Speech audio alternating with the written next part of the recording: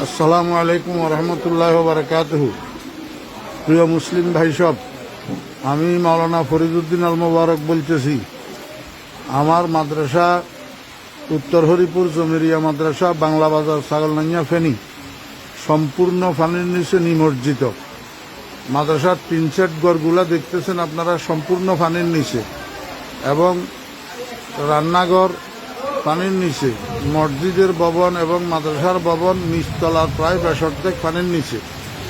মাদ্রাসার নিচে নামলেই ওঠাই পানি, যেখানে ছাত্র শিক্ষকদের মাথার উপরেও 1 হাত পানি। এমতো অবস্থায় আমাদের খাওয়া দাওয়া, পায়খানা প্রস্রাব অসুবিধা হইতেছে, খাওয়ার পানির অসুবিধা হইতেছে। আপনারা দেখেন, এই শতাধিক ছাত্র শিক্ষক মাদ্রাসায় পানিবন্দী হইয়া রয়েছে। এই অবস্থায় হৃদয়বান মুসলমান ভাইদের এবং বিভিন্ন স্বেচ্ছাসেবক সংগঠনগুলোর কাছে আবেদন, আপনারা মেহরবানি করে এখান থেকে আমার ছাত্র শিক্ষকদেরকে উদ্ধার করেন।